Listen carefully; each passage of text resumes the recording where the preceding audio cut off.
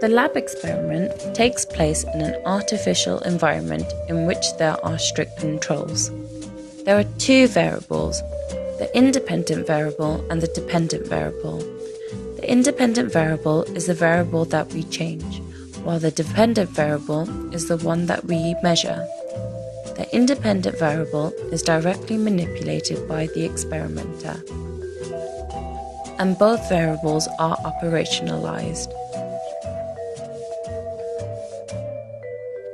There are two groups or conditions, the experimental group, which experiences the condition where the hypothesis is tested, and the control group, where nothing is changed, therefore having a baseline measure to compare them to.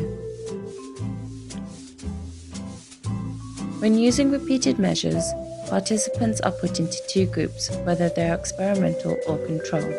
The first group would experience condition A first, then condition B, and the second group would do vice versa. This is called counterbalancing and can be randomized. We do this so we can control order effects such as fatigue. There is a strict and high control over extraneous variables such as temperature or light. The lab experiment also follows a standardized procedure.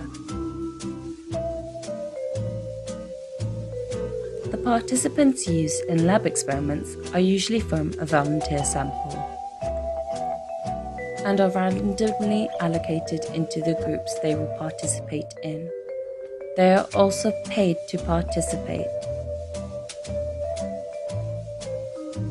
An example of a lab experiment that we have done is Craig-Tulving and the levels of processing. This experiment shows that there are levels of processing when it comes to learning and recall, with structural and phonetic being shallow processing and semantic being deeper processing. This is the description of the lab experiment.